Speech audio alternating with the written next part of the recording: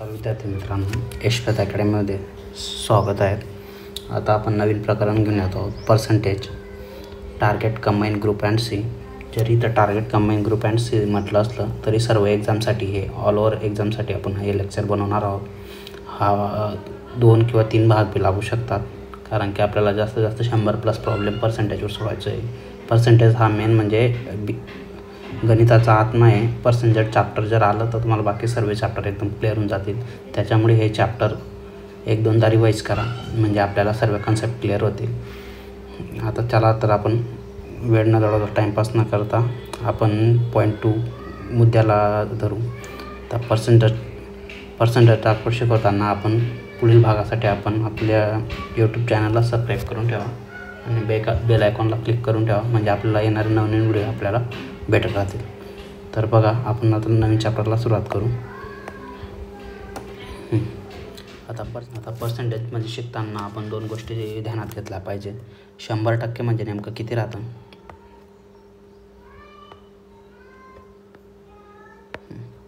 आता 100% मध्ये हा बघा, हा जर हौद आपण पूर्ण फिल केल्यानंतर हा किती, समजून घ्या 50 लिटरचा हौद आहे. किती? 50 लिटरचा आहे. जर आपण कोणाला विचारलं हा किती भरलेला आहे, तर आपण म्हणतो हा 100% भरलेला आहे. म्हणजे एखादी क्वांटिटी आपण पर्सेंटेजमध्ये व्यक्त करताना आपण काय करतो की हा जर हौद जर पूर्ण भरलेला आहे तर 100% भरलेला आहे बा. आणि समजून घ्या हाच हौद टक्क्यांमध्ये रूपांतर करायचं झालं. आता हाच हौद बघून घ्या, 100 लिटरचा हौद आहे आणि हा 30 लिटर भरलेला आहे आणि 20 लिटर भरलेला आहे. किती? 20 लिटर भरले आहे. आता किती टक्के भरलेला आहे हे आपल्याला कळावं लागेल. म्हणजे आपल्याला 2 गोष्टी माहिती आहेत. म्हणजे टक्केवारी काढण्यासाठी आपल्याला 2 गोष्टी क्लिअर पाहिजेत. एक तर टक्केवारीच्या अपूर्णांकात रूपांतर करायला शिकलं पाहिजे आणि अपूर्णांकाचा टक्केवारी. या 2 गोष्टी काढल्या म्हणजे टक्केवारीच्या प्रकरण एकदम सोपं होऊन जातं. आता बघा, हा 20% म्हणजे किती? आता 50पैकी किती भरला आहे? हा 20 भरला आहे. आता याचे टक्केवारीत रूपांतर करताना काय करावं लागेल? आपल्याला 100ने गुणावं लागेल. हा गेला म्हणजे किती झाले? 5 चोक 20 म्हणजे 10 चोक किती झाले? 40. म्हणजे हा किती भरलेला आहे? 40% भरलेला आहे. आता आपण हे सहज सांगू शकतो की हा 100% भरलेला आहे. हे काढण्यासाठी आपल्याला कॅल्क्युलेशन करायला हवं. आता समजून घ्या, हा हौद निम्मे भरलेला आहे, निम्मे पाण्याचा भरलेला आहे. म्हणजे किती आहे? आता हा 50 लिटरचा आहे, तर निम्मे जर किती असेल मग 50% म्हणून. 50% म्हणजे 50% म्हणजे आपलं किती राहतं? 25 लिटर. टक्केवारी दुसरं काहीच नाही, अपूर्णांकांचं कन्व्हर्जेशन टक्केवारीमध्ये होतं किंवा संख्यांचं कन्व्हर्जेशन टक्केवारीचं कन्व्हर्जेशन अपूर्णांकामध्ये होतं. आपण आता प्रत्येक उदाहरणानंतर आपल्याला जास्ती काही गोष्टी क्लिअर होतील. सो आपण पुढील उदाहरणाकडे जाऊ. आता m% म्हणजे काय? आता एखाद्या संख्येची टक्केवारी m% म्हणजे काय? हा टक्के म्हणजे काय राहतो माहिती का तुम्हाला? m × 1/100. म्हणजे हा टक्क्याचं चिन्हाचं 1/100 राहतो. आता 10%चं तुम्हाला टक्केवारीमध्ये रूपांतर करायचं आहे. आता m% म्हणजे किती? हा टक्क्याचं उदाहरण काय राहतं? m × 1/100. आता कुठे 6% सांगितलं म्हणजे तुम्हाला किती? 6 × 1/100. म्हणजे टक्का म्हणजे काय राहतो? 1/100. आता 6%चं रूपांतर अपूर्णांकामध्ये कसं होईल? 6/10. आता 10%चं रूपांतर अपूर्णांकात करू आपण. आता 10% म्हणजे काय राहतं? 1/100. म्हणजे काय राहतं? 10 × 10 110. 10/100. हा गेला 1/10. आता 50%चं तसंच. आता मी 50/100 म्हणजे हा 1/100 गृहीत धरतो की डायरेक्टली स्टेपला जातोय. हा गेला 5 1 5 5 2 10 म्हणजे 1/2. आता बघा याचं तसंच 20/100. 21 20 20 100 म्हणजे 1/5. आता 30%चं 3/100. हा गेला 3/, किती झाले? 10. आता 40%चं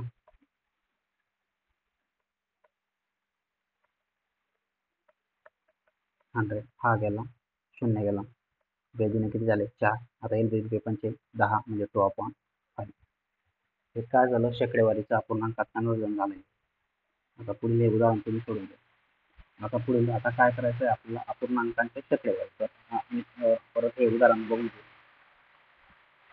कसं राहतं 2 याचं कसं राहतं 3/5 म्हणजे याचं परत आणखी टक्केवारी 5 × 2 + 3/5 5 टू किती इंटू आणि त्याच्यामध्ये हा प्लस 3 घालावा लागतो म्हणजे 5 टू किती झाले 10 आणि हा 3 आणि 5 15/5. आता टक्केवारी म्हणजे काय राहतो 1/100 म्हणजे 5/5 5 × 15 3/100 त्याचं उत्तर झालं 3/100. आता आपण ही एवढी स्टेप करणार नाही. आता बघा 25 × 100 100 किती झाले 103 गुणिला 1/100 म्हणजे 103/100. आता बघा 8 × 24 24 ने किती झाले 25 25 किती झाले 8 बरोबर याचं एक टक्केवारी चिन्ह काय राहतं 1/100 म्हणजे 25/8 बरोबर 1/100. आता 5/5 25 5 × 10 5 × 20. आता परत आणखी 5 ने कट होईल हा याला बी 5 ने दिलं याने बी कट 5 × 20 म्हणजे इथं काय राहिलं 1 × 1 आणि 8 किती झाले 1/32. आता हे काय झालं टक्केवारीचं अपूर्णांकात कन्वर्जन झालं. आता अपूर्णांकाचं आपण काय करू टक्केवारीत कन्वर्जन करून बघू. आता या आणखी परत तुम्ही कारण सोडून पूर्णांकाचं कन्वर्जन बघा 5 × 15 किती झाले 19/5 अधिक 5 × 15 किती झाले 21/3 बरोबर 75. आता यांचं करण्यासाठी आपण काय करतो तिरकस गुणाकार करतो किंवा लस यांचा लस काढून शोधूया. आपण ही पद्धत शिकण्यासाठी आपण बेसिक लेक्चर घेणार आहोत. त्या बेसिक लेक्चरमध्ये आपण हे कॅल्क्युलेशन समजून घ्या. आता मी तुम्हाला समजण्यासाठी 19 गुणिले 3 अधिक 12 31 गुणिले किती झाले 5 बरोबर 5 गुणिले 3. आता इकडून बघून घ्या 19 किती झाले 57 अधिक 5/5 5 × 10 105 अधिक 5 × 15 बरोबर %. आता 105 आणि किती झाले 7/5 12 7 1 5 आणि किती झाले 6 162/15 बरोबर 1/100. आता आपण अंगाचे पर्सेंटेज झालं 1/100. आता पुढे 2 16 2 1 2 2 5 10 2 0 0 परत आणखी कुठल्या संख्येने भाग जाईल का काही जाणार नाही. मग इथं काय करा परत इथे 3 भाग जाईल 3 × 6 3 7 21 3 5 15 परत 27 किती झाले 250. आपण अंकाचं करूया. आता पुढील उदाहरणाकडे जाऊ आपण.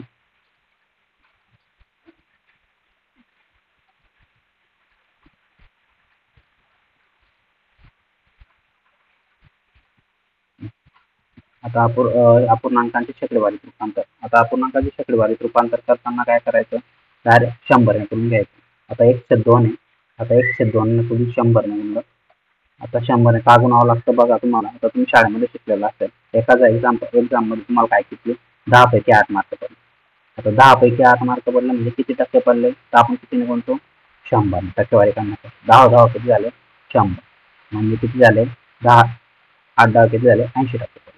आता तुम्ही 10वीचा एक्झाम मध्ये गेला तुम्हाला माहिती आहे आपल्याला 600ची एक्झाम येतो समजा 300 मार्क पडले म्हणजे किती टक्के पडले 50% पडले म्हणजे 50% करण्या रूपांतर करण्यासाठी आपण किती गुणावं लागतं 100 हा शून्य हा शून्य 6 5 30 म्हणजे किती टक्के पडले 50% पडले. आता टक्केवारीमध्ये अपूर्णांकाच्या टक्केवारीमध्ये रूपांतर करताना काय करावं लागतं 100 ने म्हणावं लागतं. आता 100 ने म्हटलं 2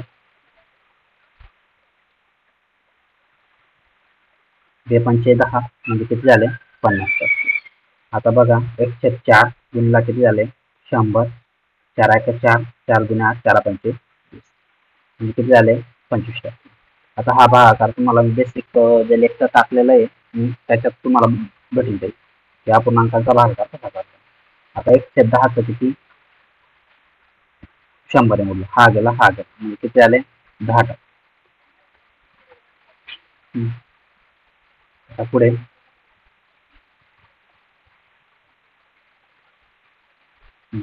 आता 1/15 गुणिले किती झाले 100 म्हणजे किती झाले आता 15चा पाडा 15 किती झाले 90.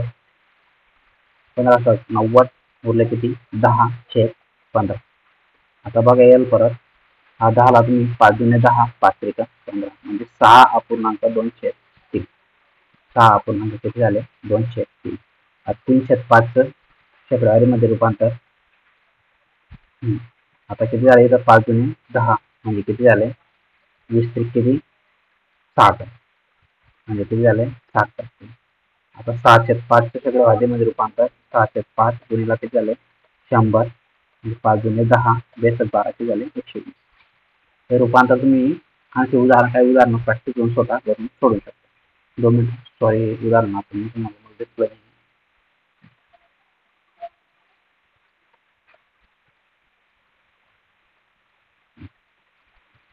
आता पुढील उदाहरणाकडे जाऊ आपण.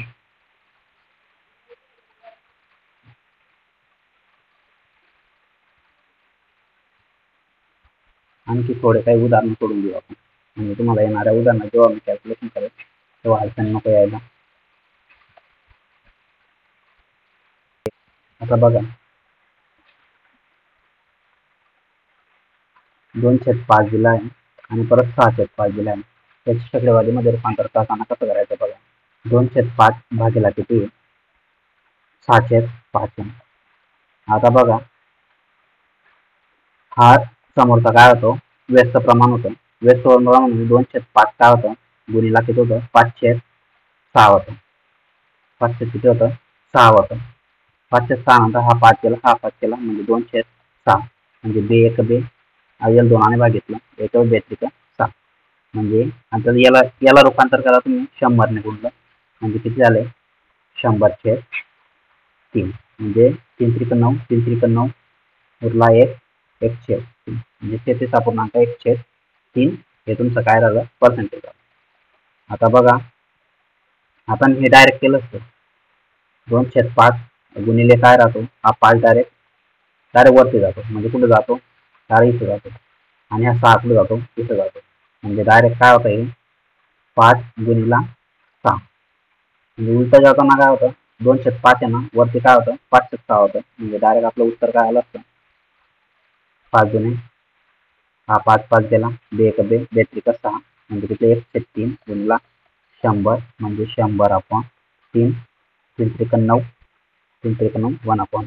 आता हे कॅल्क्युलेशन आपण जेव्हा पुढे उदाहरण सोडवणार आहोत त्याच्यासाठी तुम्हाला हे बेसिक कॅल्क्युलेशन केलंय मी कसं आलं काय आलं तेव्हा तुम्हाला प्रश्न पडायला नको म्हणून मी तुम्हाला आता हे सोडून देतो.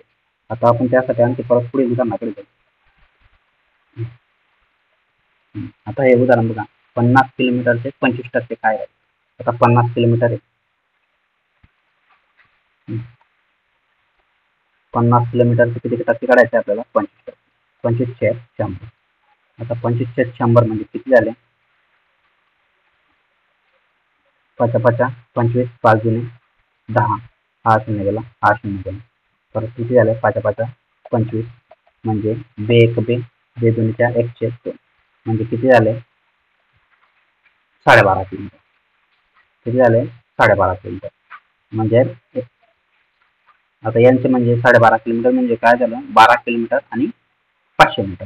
आता 1/2च्या याच्यामध्ये तुम्हाला जर रूपांतर करायचं झालं किलोमीटर मध्ये तर किती गुणावं लागेल 1000 2 पंचे किती झाले 10 म्हणजे किती 500 मीटर म्हणजे 12 किलोमीटर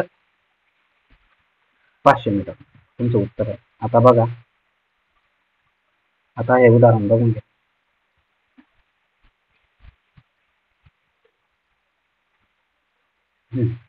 याचे किती आहे 26% 832 आहे.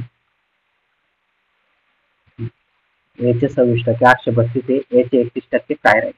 आता हे उदाहरण तुम्ही काय करता 2 प्रकारे सोडवू शकता. 2 प्रकारे कसं बघा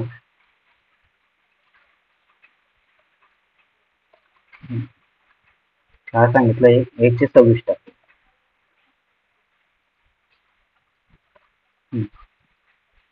याचे किती आहे 26% काय सांगितलं याचे 26% बरोबर 832 याचे 26% बरोबर 832 परत तर याचे 31% काय राहील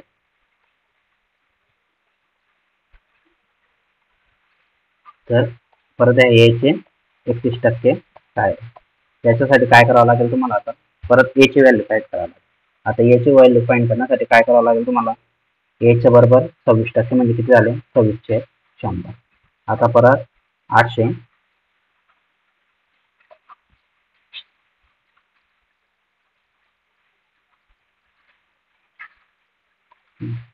832. आता परत तुम्हाला काय करावं लागेल, मग हा 100 इकडे, 832 गुन्ह्याला काय करतोय, 100 इकडे भागतो, इकडे जाताना काय करेल, गुन्हे हा भागला किती झाले, 26. आता बघा 13 ने आता एल बे एक बे, बे त्रिका 6, बे चौका 8, बे एक बे, बे सका 12, 13 दुने 26, 13 39. आता बघा इथं 13 दुने किती झाले, 26, 13 किती झाले, 39, म्हणजे किती 2, 13 दुने किती झाले, 26, म्हणजे किती आलं, 3200. हे किती आला तुमचा, 3200. आता ए चं 3200 मध्ये तुम्हाला, आता ए चे 31% म्हणजे किती राहील, आता ए तुम्हाला 3200 निघाला बरोबर, 31% म्हणजे किती, हा शून्य गेला, हा शून्य गेला, हा शून्य गेला, हा शून्य गेला. आता मग 31 बरोबर 32 म्हणजे बे एक बे, बे त्रिका 6, परत 0, 3 1 3,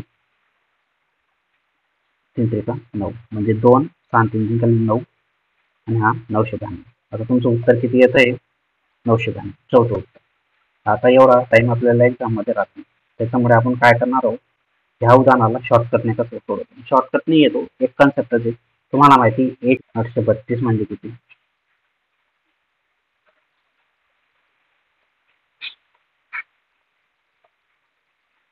26 म्हणजे किती, 832, 31 म्हणजे किती, x टाका.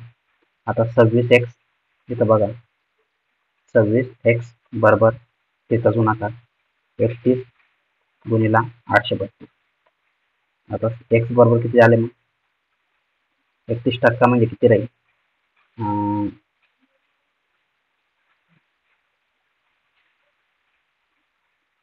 31 गुणिला 832 बरोबर 26. 13 दुने किती झाले, 26. मी पहिला आणखी एक बेने भागून घ्या, बे एक बे, बे त्रिका 6, बे चौका 8, उरले किती, बे एक बे, बे सक 12, परत आणखी 13 दुने 26, 13 त्रिक 39, आणि उरले 2, 13 दुने 26, म्हणजे किती आले, 32. आता 32 गुणीला काय झालं, 31, म्हणजे बे एक, म्हणजे उरला शेवटी 2 येतोय, इथं एकच, म्हणजे तुमचं उत्तर काय राहील. परत आणखी दुसरे नवीन तसंच उदाहरण सोडवताना आणखी परत एवढं कॅल्क्युलेशन करण्यापेक्षा, एवढी मांडणी करण्यापेक्षा आणखी परत तुम्हाला एक गोष्ट क्लिअर पाहिजे, तुम्हाला माहिती 26% म्हणजे किती, 832, ते 31% मध्ये किती. आता 31 जे काढायचं आहे ना ते इथं लिहायचं, 26% म्हणजे किती, 832. आता ही कन्सेप्ट तुम्हाला पुढील एक्झाम्पल, पुढे पूर्ण एक्झाम्पलसाठी लागणार आहे. आता बघा, बे एक बे, बे त्रिक 6, बे चौका 8, बे एक बे, बे सक 12. आता परत 13 1 13, 13 दुने 26, 13 त्रिक 39, उरला 2, 13 दुने किती, 26, म्हणजे काय आला तुमचं, 32 गुणिला 31, म्हणजे बे एक बे, म्हणजे शेवटी काय येतंय तुमचं, 992. शेवटी एकच येतंय, एकच अंकांचा गुणाकार केला, म्हणजे उत्तर काय येतंय तुमचं, 14. आता आपण त्या पुढील एक्झाम्पलकडे जाऊ. आता बघा 2000 चे 120% काढायचं झालं तर 2000, प्रॅक्टिस करून घ्या फक्त कॅल्क्युलेशनची. 120 किती झाले, 100, हा शून्य गेला, हे 2 शून्य गेले, म्हणजे किती आले, 12 दुने 24, 1 2, 12 दुने किती झाले, 24, आणि हे डबल शून्य 2400. 2500चे किती काढायचे तुम्हाला, 50% काढायचे, हा शून्य गेला, हा शून्य गेला, हा शून्य गेला, आणि हा शून्य गेला. 25 5 किती झाले, 125, म्हणजे 1200. आता पुढील एक्झाम्पलकडे जाऊ आपण. आता बघा 1200चे परत 120% बरोबर 90%, हे 2 शून्य गेले, हे 2 शून्य गेले, हा शून्य गेला, हा शून्य गेला, हा शून्य गेला, हा शून्य गेला, मग उरले किती, 12च्या वर्ग किती झाला, 144, पुण्याला किती उरले, 900 किती झाले, 36, 7ला 3, 39, 936, 39, त्याला परत 3 9 1296. परत इथंच बघून घ्या, इथंच करून घ्या. हा शून्य हे चालू, परत हा शून्य गेला, हा शून्य गेला, हा गेला, हा गेला, 16 आणि 3 बरोबर. हा तुम्ही आता हा गुणाकार करून घ्या एक्झाम्पल लावून बघा. म्हणजे 16 × 7 गुणिले किती झाले 13 गुणिले किती झाले 12. आता पुढील एक्झाम्पलकडे जाऊ आपण.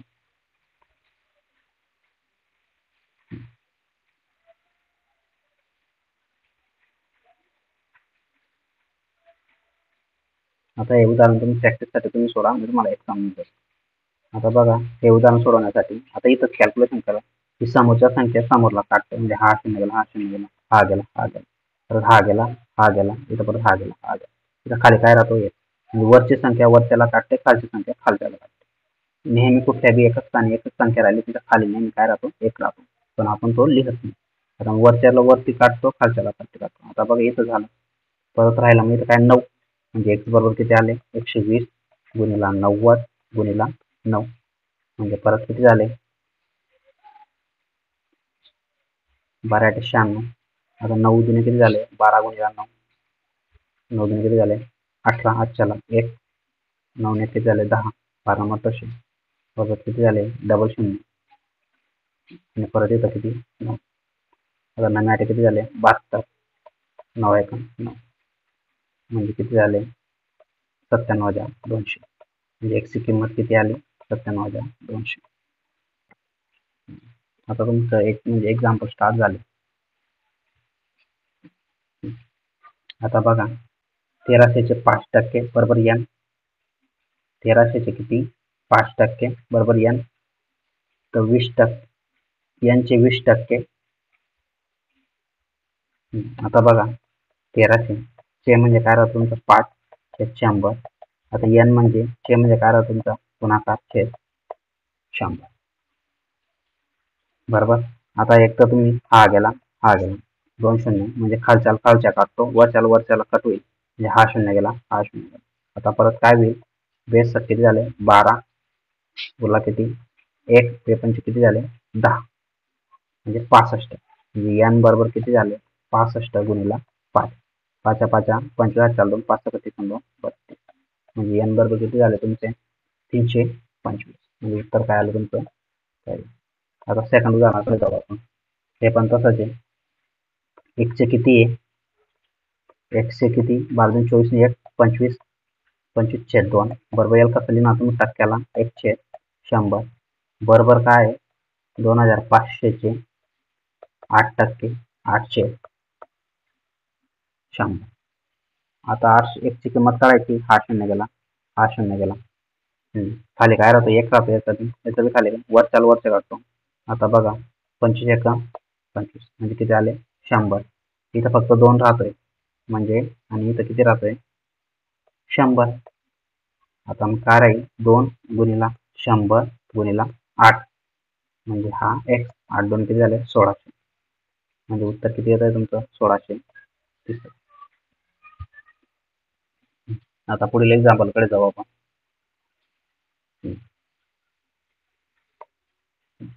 जर एखाद्या संख्येच्या 50% तर त्याच संख्येच्या 35% हा 12 ने कमी येतोय, तर त्याची संख्या कोणती राहील. आता बघून घ्या.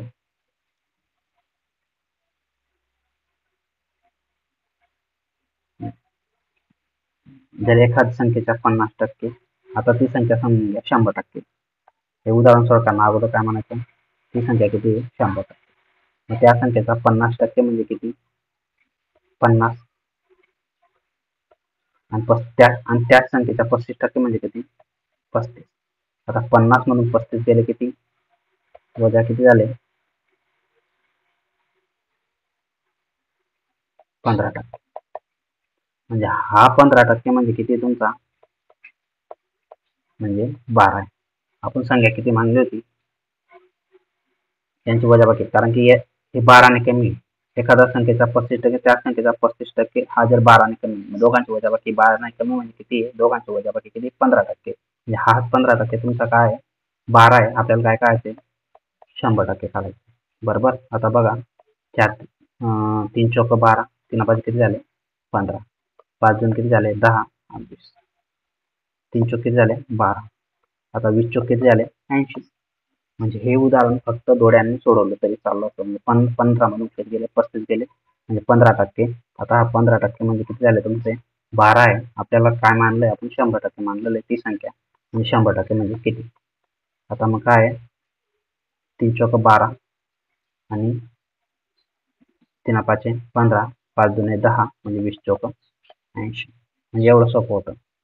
नाही तुम्हाला और ते समजलं तर एवढं बघायचं. 15% म्हणजे किती आहे 12. आपल्या किती मानली संख्या 100. मग हा तिरकस गुणाकार करायचा. 100 गुणिले किती झाले 12 आणि हा 15x और मध्ये हा. आता परत हे x बरोबर किती झाले 100 गुणिले 12 भागिले 15 म्हणजे उत्तर काही 80. आता पुढील उदाहरण बघूया. हे उदाहरण तुम्हाला 3 प्रकारे सोडून दिलं. आणखी आता पुढील उदाहरणाकडे जाऊ. आता हे पण तसंच आहे. एका संख्येचे 31% आणि 13% यातील फरक किती 576. आता 31 मधून किती गेले 13 गेले. 31 मधून 13 गेले म्हणजे किती गेले 11 मधून 3 गेले किती 8. हा 11 मधून 3 गेले 8. परत 3 मधून 18. तर 18% म्हणजे किती. आता 18% म्हणजे किती 576. आपल्याला ती संख्या किती आपल्याला 100. आता 18 किती झाले 54. उरले किती 3. 18 दोन किती झाले 36. म्हणजे आपल्याला किती आला 32 गुणिला किती आले 100 म्हणजे 32. उत्तर काय आलं तुमचं 32. आता हे आणखी परत और उदाहरण. आपल्याला माहिती 31% आणि 13% म्हणजे फरक किती आहे तुमचा 18%चा आहे. 18% म्हणजे किती झाले तुमचे 576.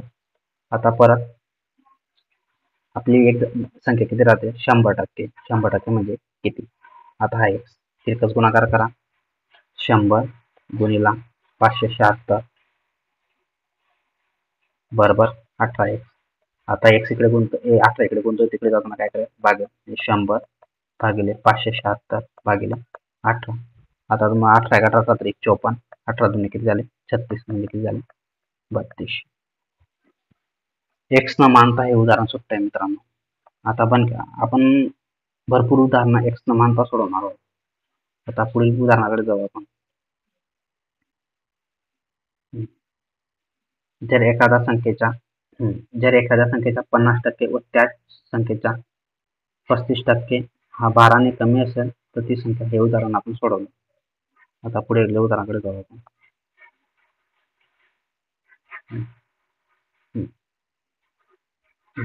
आता एका गावाची लोकसंख्या किती आहे 10 वर्षात 17,500 मधून 26,250 झाली तर प्रत्येक वर्षी किती टक्क्याने वाढ झाली. आता प्रत्येक वर्षी म्हणजे आता 10 वर्षात नेमकं ती संख्या किती वाढली ते बघा. आता बघा एका गावची लोकसंख्या 10 वर्षात 1,75,000 पासून 2,62,500 झाली तर प्रत्येक वर्षी किती टक्क्याने वाढली. 2,62,500 मधून 17,500 वजा केले 0,0,5. 12 मधून 5 गेले 7. 5च्या परत केला 16 मधून किती गेले 8 उरले म्हणजे 87,000. परत केला 0 म्हणजे 87,500 10 वर्षात वाढले. तर एका वर्षात किती वाढेल मग 87,500 10 वर्षात वाढले. हा गेला म्हणजे 8,750 एका वर्षात वाढेल. किती वर वाढते ती 17,000 1,75,000 वर 8,750 वाढते म्हणजे किती टक्केवारीमध्ये. आता तुम्हाला कोणी टक्केवारी काढायची झाली त्याचं 100. हे सोपं उदाहरण आहे. समजून घ्या. एका गावाची 10 घरं आहे. पुढच्या वर्षी 2 घरं वाढले म्हणजे किती टक्के वाढ झाली. गुणिला 100. 10 दुने 20. 20 दुने किती झाले 10 एक 10 म्हणजे 10 दुने 20 म्हणजे किती टक्क्यांची वाढ झाली 20 टक्क्यांची. तसंच आहे फक्त हे लहान संख्येची जागा काय केली मोठ्या संख्येने. आता बघा हा 0 गेला.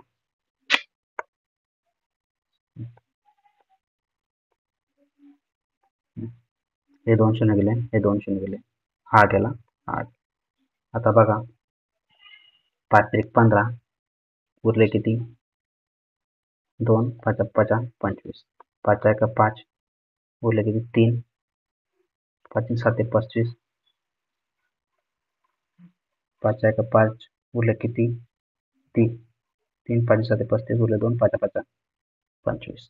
आता परत 5 7 किती झाले 25, 5 1 15 उरले की 2 5 5 25 म्हणजे 7 5 किती झाले 35.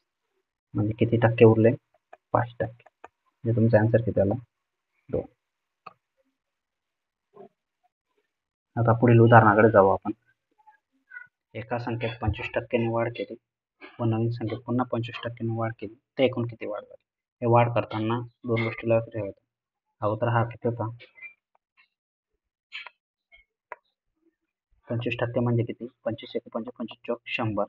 25 1 5 25 चौक 100. मग अगोदर किती होती संख्या 4 किती झाली 5. अगोदर किती होती 4 किती झाली 5. 4 चौक किती झाले 16. 5 5 25. म्हणजे अगोदर संख्या किती होती 16 म्हणजे वाढली किती वाढ किती 9ची म्हणजे हा 9 आणि शेकड्यावाडीमध्ये 4 चौक किती झाले 16. 4 2 8 4 पंचे 25 नामे किती झाले 225 भागिला 4 बरोबर. आता 225 म्हणजे भागिला 4 याचा भागाकार काय येतो. हा भागाकार तुम्हाला मी बेसिक अंकगणितमध्ये शिकवलेला आहे, तो तुम्ही बघून घ्यावा. 4 पंचे 20 उरले 2 किती झाले 4 चौक 24 उरला 1 पॉईंट ठेवला म्हणजे 10 तारखेला 4 2 8 4 पंचे 20 म्हणजे 56.25% वाढवले. आणखी दुसऱ्या प्रकारे कसं सोडवता येईल ह्यावर मला वाटतं तर ही सोपी पद्धत. अशाच पद्धतीने तुम्ही उदाहरण पाहिलं की याला डील करावं. आता बघा अगोदर कसं आहे तुम्हाला समजून घ्या 100 का होती वाढ किती झाली म्हणजे समजून घ्या अगोदर 100% संख्या ही 100% होती. त्याच्यानंतर वाढ किती झाली 125.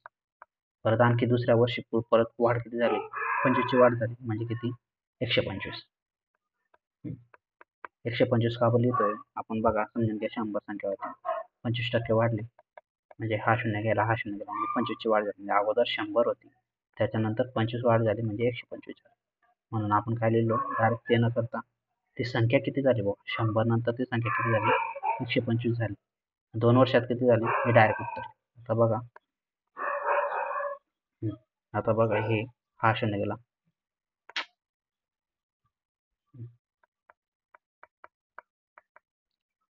हा 100 गेला हा 100 गेला. आता बघा 25 5 125 25 चौक किती झाले 100.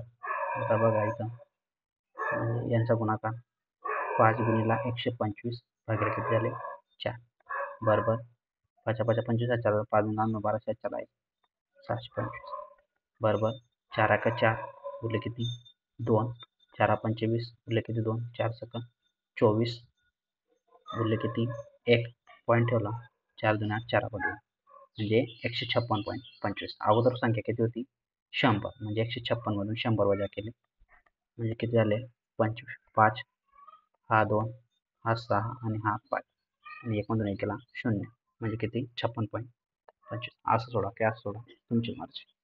आता पुढील उदाहरणाकडे जाऊ आपण. आता 15 शर्ट एका दुकानवाला म्हणजे एका दुकानदाराने 15 शर्ट 2340 रुपयांना विकल्या 60 रुपये टोळवलं तर प्रत्येक शर्टची खरेदी किंमत किती. आता शर्ट किती 2340 किती 2340 रुपयाला त्याने विकला म्हणजे 60 रुपये तोटा होतो.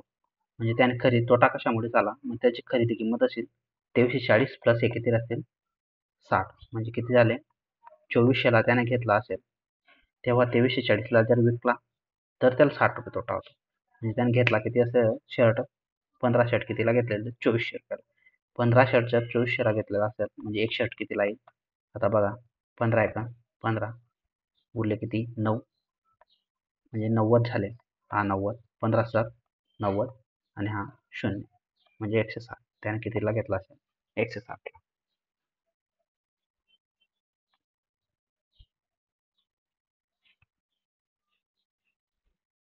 आता हे बघा सरळ व्याजाचं उदाहरण आहे.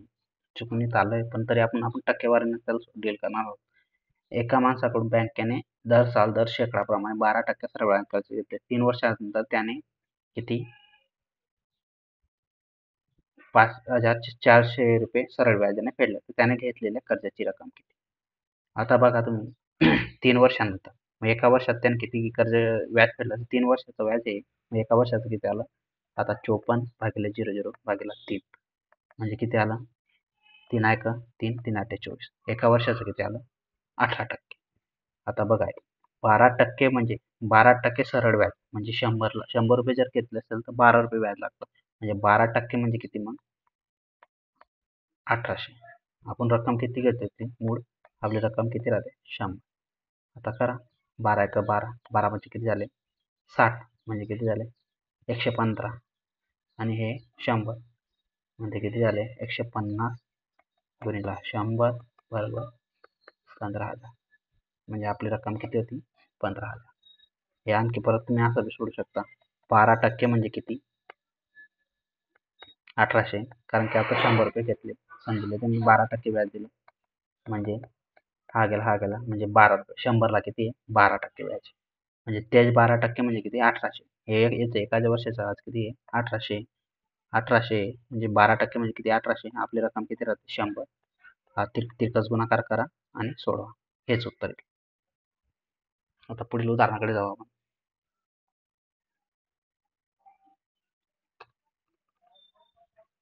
आता पुढील बघा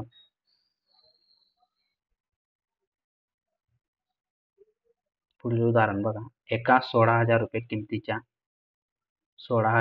किमतीच्या यंत्राची किंमत 5% कमी झाली. 2 वर्षानंतर त्याची किंमत किती असेल 2 वर्षानंतर त्याची किंमत किती असेल ते काढायचं आहे.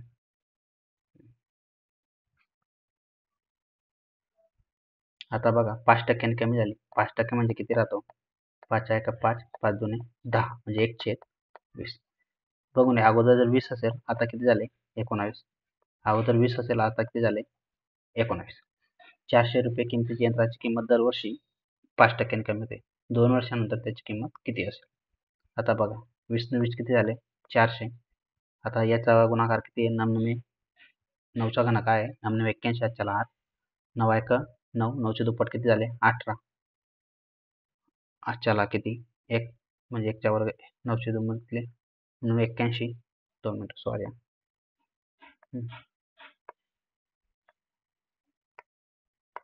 9 81 9 चला 8 9 एक 9 9 चे दुप्पट 18 18 8 किती झाले 26 कॅरी कितीला 2 1 चा वर्ग 361 म्हणजे 19 चा वर्ग किती झाला 361. 361 म्हणजे अगोदर किती किंमत होती 400 होती. 2 वर्षानंतर त्याची किंमत किती झाली मग 361. आपल्या अगोदर किंमत किती होती 400 म्हणजे किती आहे आपला 400 म्हणजे किती आहे 1600 होती 16,000 होती. आता किती किंमत झाली 361. तर हा शून्य गेला हा शून्य गेला परत 4 चौक किती झाले 16 म्हणजे 40 म्हणजे 40 गुणिला 361 करा 4 एक 4 4 7 24 7 चला 2 4 3 12 2 14 14,440 झाले तुमचे उत्तर आलं. आणखी जर हे नाही समजलं असेल तर आणखी परत आणखी नवीन पद्धतीने सोडवू.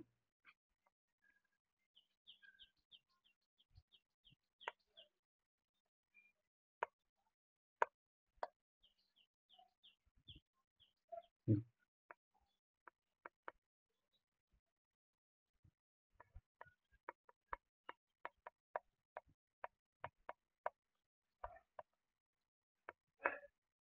हं.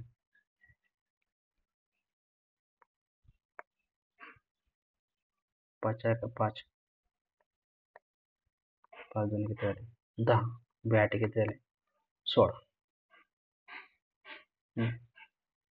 आता बघा 8 पंचे आता 19 गुणिले 8 गुणिला 95 या दोघांचा गुणाकार करा 8 पंचे 40 4 8 9 72 4 किती झाले 76 गुणिला 95 76 गुणिला 19.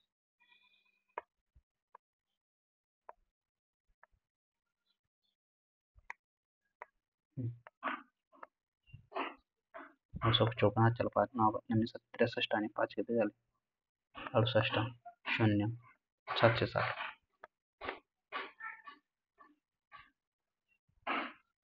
4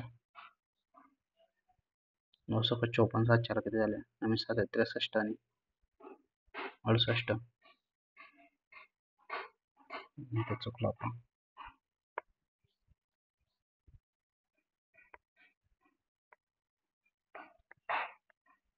740 14 7 किती झाले 1440 दोन्ही प्रकारे तुम्ही सोडू शकता. जी इच्छा असेल त्या प्रकारे सोडवा. आता पुढील उदाहरणाकडे जाऊ.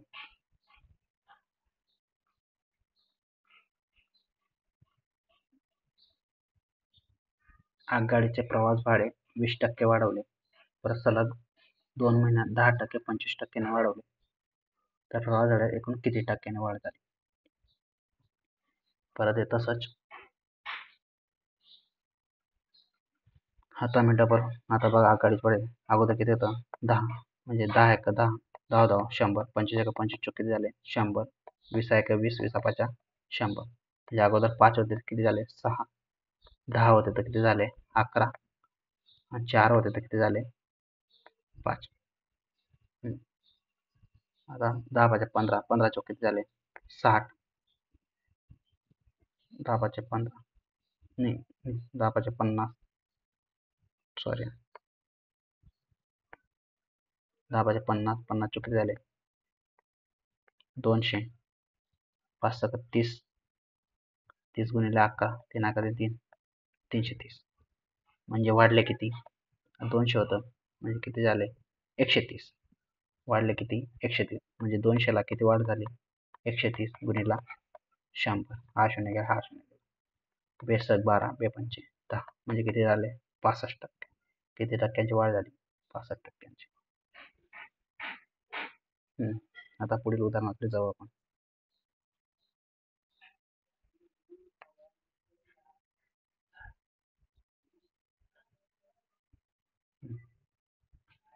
एका खाली वर्तुळाकार काळजीपूर्वक अभ्यास करा व दिलेले प्रश्न कामगारांची संख्या किती 1500.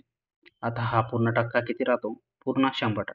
वर्तुळ किती राहतं पूर्ण 100%. प्रत्येक विभागातील पुरुष कामगारांची संख्या त्या प्रत्येक विभागातील एकूण कामगारांचे शेकडा प्रमाण किती. आता काय कोणत्या विभागात सर्वात जास्त स्त्री कामगारांची संख्या आहे. आता इथं बघा किती माहिती तंत्रज्ञान विपणन विवेका आणि विपणन. आता बघा माहिती तंत्रज्ञान मध्ये किती 25% जर पुरुष आहे तर किती 100 म्हणून 35 गेले किती राहिले मग 65% काय राहतील स्त्रिया राहतील.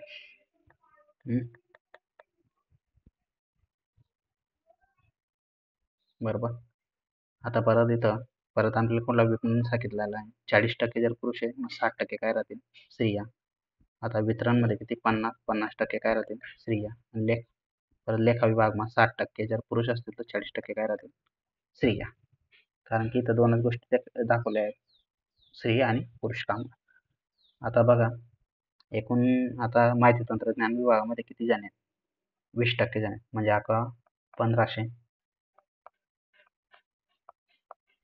1500 चे 20%. बरोबर. म्हणजे ही जी संख्या येईल त्या संख्येच्या आपण माहिती तंत्रज्ञान 65% काय म्हणजे ही जी संख्या आहे त्या तंत्रज्ञान विभागात काम करणाऱ्या लोकांची संख्या आहे. त्याच्यानंतर त्या विभागात काम करणाऱ्या लोकांच्या संख्येनंतर त्याच विभागात 2% वारी आहेत. एका पुरुष किती टक्के काम करतात आणि स्त्री किती काम करतात. आपल्याला काय कळलं आहे सर्वात जास्त स्त्री कामाची संख्या कोणत्या विभागात असते म्हणजे ही किती येईल मग 65%.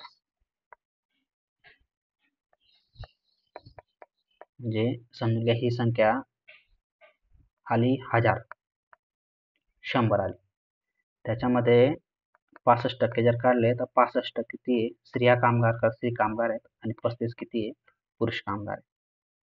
65% किती आहेत स्त्री कामगार आहेत आणि 35% काय आहे पुरुष कामगार. त्याच्यामुळे आपल्याला नो चॉईस सर्व ऑप्शन आपल्याला पडताळूनच पाहावे लागतील. मग त्याच्यामुळे ही संख्या काय परत आपल्याला हे काढताना म्हणून आपल्याला शॉर्टकटने आपण जास्त कॅल्क्युलेशन न लांबवता हे उदाहरण असं सोडलं तरच होईल नाही तर परीक्षेमध्ये आपल्याला घरी सोडावं लागेल. आता बघा हा शून्य गेला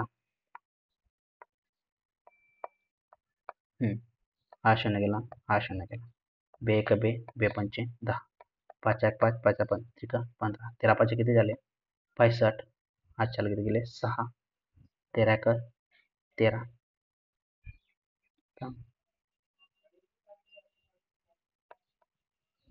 म्हणजे 195. माहिती आहे त्यामध्ये किती आला 195.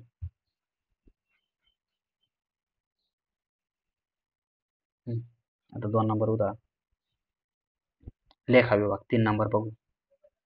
40%. पहिले लेखा विभागात काम करणाऱ्या संख्या किती? 1500. हे 15%. त्याचे 40%. शून्य गेला, हा शून्य गेला, हा शून्य गेला. 5 दुने 10, 5 त्रिका 15, 2 दुने किती झाले? 4, 3 दुने 6, म्हणजे 15 किती झाले? 90. म्हणजे याच्यात किती आहे? 90. 3 नंबर वितरण विभाग बघू. आता वितरण 50%, म्हणजे 1500. पहिले कामगारांची संख्या किती वितरणमध्ये? 12%. आणि किती आहे? 50% कुठली? स्त्रियांची संख्या आहे. स्त्रियांची संख्या काढावी लागेल. हे शून्य गेला, हा शून्य गेला. 50 दुने किती झाले? 100, 62 किती झाले? 12, म्हणजे 15% किती झाले? 90. इथं बी किती आले? 90. आता परत विपणन विभाग. विपणन विभागमध्ये किती? 40, म्हणजे 60% स्त्रियांची संख्या आहे. पहिला अगोदर कामगारांची संख्या किती? 12%. विपणन म्हणजे 23%. 15 गुणिला 23/100 गुणिले किती? विपणन 60%. हे शून्य गेले, 1500. हे 2 शून्य गेले. परत हा गेला, हा गेला. 5 त्रिक 15, 5 दुने किती झाले? 10, 2 1 2, 2 त्रिका 6, म्हणजे 3 त्रिका, ज्याचं किती? 3 त्रिका 9 गुणिला किती झाले? 23, म्हणजे 9 त्रिक 27, हातच्याला 2, 9 दुने 18, 2 किती झाले? 20, म्हणजे 207.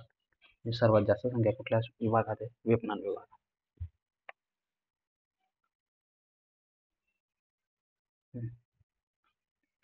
आता हे बघा, रेशिओ, प्रपोर्शन आणि पर्सेंटेज हे 2 चॅप्टर ज्याने चांगले केले, तसं अंकगणित त्याला सर्वात जास्त 5.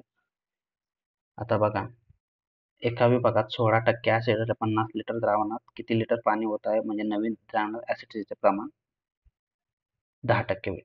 आता बघा, हे ॲसिड आहे आणि हे काय? वॉटर आहे. 16% म्हणजे किती झाले तुमचे? 4 चौक 16, 25, 4/25. म्हणजे ॲसिडचे प्रमाण किती? 4 आहे. जर ॲसिड 4 राहील, टोटल वॉटर किती आपलं? 25. आता 25 मधून 4 केला तर वॉटर किती राहील? 21. आता जर 50 लिटर द्रावण टाकलं तर त्याच्यामध्ये किती? ॲसिडचे प्रमाण किती होते? 10%. 10 म्हणजे किती? म्हणजे 1/10. म्हणजे ॲसिड किती होणार आहे? 1. आता 10 मधून 1 गेला 9, म्हणजे पाणी किती राहील? 9. आता ॲसिडमध्ये ॲसिड सोबत आपण काही छेडछाड केली की ॲसिड सारखंच. ॲसिडमध्ये जेवढं अगोदर होतं तेवढंच आता पण आहे. फक्त आपण काय पाणी जास्त ओतलेलं आहे. आणि इथं इनबॅलन्स दिसतंय. पाणी 21 आणि पाणीच कमी दिसतंय. पण आपण पाणी ओतलेलं तर पाणी जास्त पाहिजे. त्याच्यामुळे काय करावं लागेल आपल्याला? ॲसिड सारखं करावं लागेल. ॲसिड सारखं करण्यासाठी इथे 1 दिसतोय. मग इथे किती म्हणावं लागेल? 4 ने. इथं किती म्हणावं लागेल? 4. 4 एका 4. 4 नंतर किती झाले? 36. म्हणजे तुमचा नवीन रेशो काय झाला? 4 आणि 36. आता किती ॲसिड म्हणजे अगोदर 21 होते तर किती उरले? म्हणजे 21 ते 36 झाले. म्हणजे किती? 15 लिटर. म्हणजे 15 रेशो तुम्ही काय टाकलेलं आहे? पाणी टाकलेलं आहे. 15 रेशो काय टाकलेलं आहे? पाणी. आता बघा, 15 रेशो पाणी तर त्या नवीन द्रावणातील ॲसिडचे प्रमाण किती लिटर पाणी? म्हणजे 15 रेशो पाणी टाकलेलं आहे. मग तुमचे अगोदर द्रावण किती होतं? 50 लिटर होतं. म्हणजे अगोदर द्रावण किती होतं आपलं? 21 ने 4 25 भाग होतं. 25 भाग म्हणजे किती? 50 लिटर. मग आपलं 15 भाग म्हणजे किती? 15 भाग म्हणजे किती? करा. एक्स मानून घ्या लागतं. 25x बरोबर 15 गुणिले किती झाले? 50. 25x. आता 25 इकडे गुणतो तिकडे जाताना भागेल. 15 गुणिले 50 चे 25. 25 जण किती झाले? 15, म्हणजे 30. म्हणजे ॲसिड किती ओतलं असेल मग? 30. 15 भाग म्हणजे किती? 30.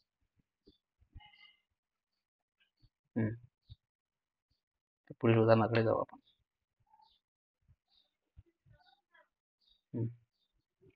आता डिग्री दिलेली आहे. इथं टक्के दिलेले आहे का? नाही, डिग्री दिलेली आहे. इमारत बांधताना विविध बाबींवरील खर्च दाखवण्याचा आलेख दिलेला आहे. इमारत बांधण्याचा एकूण खर्च म्हणजे हा पूर्ण कंस आहे, म्हणजे हा एकूण खर्च 5,40,000 आहे. त्यावरून लोखंड झालेलं खर्च किती? आता लोखंडासाठी किती खर्च?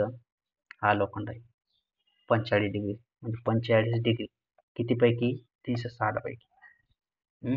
आणि आपला एकूण खर्च किती? आता 45 डिग्री कोणाच्या काढायचं आहे? 5,40,000 400 बरं याच्या काढायचं आहे. हा शून्य गेला, हा शून्य गेला. 9 45 9 किती झाले? 36.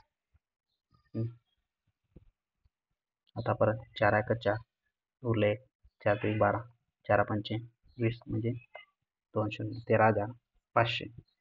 ते 13,500 गुणिले किती झाले? 5 5 5 25 त्याला किती 2 5 15 2 किती झाले?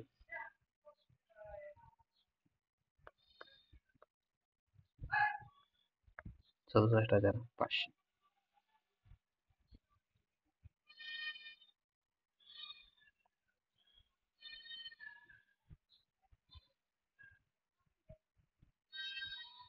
तर पुढील उदाहरण आपण पुढच्या भागात पाहू. आता धन्यवाद.